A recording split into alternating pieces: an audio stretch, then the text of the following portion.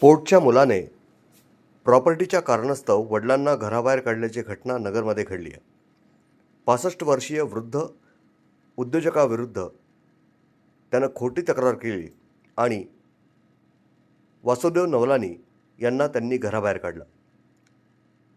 आपल्यावर झालेल्या मारहाणीचा बनाव करत स्वतः हॉस्पिटलमध्ये दाखल होत पोलीस स्टेशनला त्यानं खोटी तक्रार दिली आहे. 65 वर्षीय वृद्ध पित्याची कैफियत त्यांनी सर्वांसमोर मांडली आहे.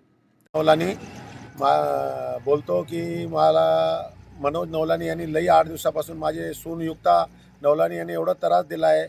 माझी BP शुगर वाढलेली आहे. एवढं हात जोडून पाय पडून मी त्यांना सांगितलं, दोघं भाऊ तुम्ही प्रॉब्लेम नका आणू, तुम्हाला कंपनी पाहिजे, मी कंपनी दिलेली आहे.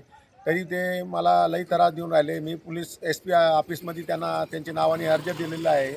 त्यानंतर तोफखान्याला अर्ज दिलेला आहे. त्यानंतर MIDCला अर्ज दिलेला आहे. तरी मी हातपाय पडून पण त्यांनी मला एवढी तकलीफ झालेली आहे. मी एवढं त्यांना सांगतो की आपली इज्जत जाईन, तुम्हाला पाहिजे सगळं प्रॉपर्टी घ्या, पण मला दमदाट्या नका करू. आणि हे माझ्या ऐकून नाही राहिले, लई तकलीफ देऊन राहिले. त्याच्यासाठी तुम्ही माझ्यावर काही ना काही करा. त्यांच्यासाठी लई प्रॉब्लेम झाला, खोटे कंप्लेंट देऊन राहिलो असं मी SPला पण सांगितलं आहे, पण मला काय कोणी ऐकून नाही राहिलं माझ्या. त्याच्यामुळे तुम्ही माझ्यावर न्याय करा असं माझं म्हणणं आहे. लई त्रास दिला आहे त्यांनी, माझ्यासाठी काही ना काही तुम्ही करा. मी लई तक्रार दिली, त्यांच्या SP ऑफिसला अर्ज दिला आहे. मी त्यांना समजून सांगितलं आहे की बा तुम्हाला पाहिजे सगळं प्रॉपर्टी घ्या, पण मला त्रास देऊ नका. पण ते म्हणलं तुम्हाला बघतो, मी तुम्हाला कसं करतो, मी तुम्हाला दाखवतो, मी तुम्हाला काय करू शकतो तुम्ही पहा. आता तुम्हाला मी दाखवतो की काय मी करतो. मी तुम्हाला 2 दिवसात तुम्हाला दाखवतो आता काय करायचं. कृष्णा इंडस्ट्रीज चालवणाऱ्या उद्योजकाला मध्यरात्री घराबाहेर पडावं लागलं आहे. वासुदेव नवलानी या वृद्ध उद्योजकाला मनोज नवलानी यांनी केलेल्या तक्रारीमुळं मनस्ताप झाला आहे. त्यांची BP शुगर वाढल्यामुळं त्यांनी हॉस्पिटलमध्ये उपचार घेतले आणि त्यानंतर त्यांनी आपल्या दुसऱ्या मुलाकडं आपला निवारा शोधला. घराबाहेर काढलं आहे मला. मग मी लहाने मुलाकडं येऊन राहिलेलो आहे. त्यांनी माझ्या घर पण त्याला घेऊन दिलेलं आहे. घर पण माझे मिसेस आणि त्याच्या नावावर आहे. आणि त्यांनी मला घराबाहेर काढलं. ते म्हणलं तुम्हाला जायचं कुठं जाऊन राहा, मला ढकलून काढलं आहे. आणि त्यानंतर मी इकडं लहाने मुलाकडे येऊन राहून राहिलो. पण त्यानंतर पण त्याला समजून सांगून राहिलो, बा जाऊन द्या, भाऊ आहे, मिटवून घ्या, कशाला वाद निर्माण करून राहिला, तुला सगळं पाहिजे तर सगळं घे, आम्ही परत काही ना काही करू, पण भांडणं नको करू आणि काही पण करू नको. पण ते म्हणलं मी तुम्हाला असं खोटे केस लावणार आहे की तुम्हाला कुठून सुटणार नाही, अशा पद्धतीने मी तुम्हाला हे करणार आहे. तुम्हाला समजून घ्या, तुम्हाला समजून सांगतो आता, पण माझ्या नादी लागू नका. मी लई समजून सांगितलं, हे असं चांगलं नाही. लोक 4 माणसं विचार करतील, म्हणतील हे काय आहे, असं चांगलं वाटतं का तुला? मला सगळं चांगलं वाटतं, तुम्हाला कळन मी काय माणूस आहे. यापूर्वी त्यांनी पोलीस ठाण्यामध्ये वारंवार तक्रार देखील दिली होती. मात्र पोलीस याची दखल घेत नसल्याचं वृद्ध उद्योजकांचं म्हणणं आहे. आणि मी 8 दिवसापासून बंद ठेवलेली आहे. हे वादामुळं मी बंद ठेवली आहे. आणि आज मी घरी माझी BP शुगर वाढल्यामुळं मी डोस घेऊन घरी रेस्ट करून राहिलो.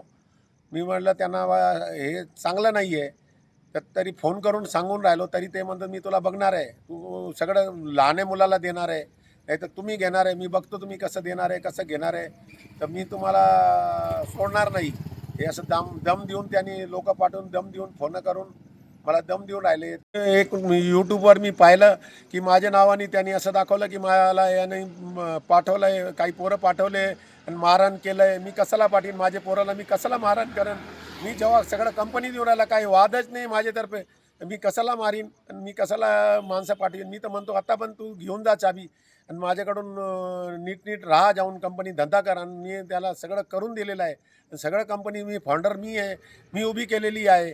पण तरी तो ऐकत नाही. तो म्हणतो मी तुम्हाला सगळ्यांना बघन, तुम्ही माझ्या नादी लागू नका, आता तुम्हाला जे करायचं मी बघतो. आपल्याला न्याय मिळावा असं त्यांनी रात्री 1 वाजता माध्यमांना दिलेल्या मुलाखतीत सांगितलं आहे. माझं सांगणं असं आहे का सगळं बातम्या खोटे आहे.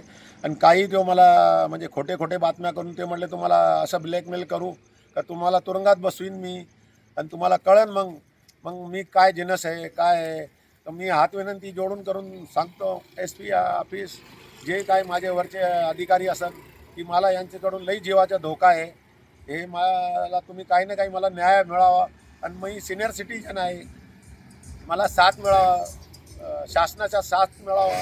आणि माझ्यावर जे अन्याय होऊन राहिले त्याच्यावर तुम्ही लक्ष घालावा. ब्युरो रिपोर्ट, न्यूज डेस्क, महानगराची लाईफलाईन, मेट्रो न्यूज. मौज मजा मस्ती मध्ये रमते मन, निसर्गात नंदनवन साई बन. मौज मजा मस्ती मध्ये रमते मन, निसर्गात नंदनवन साई बन.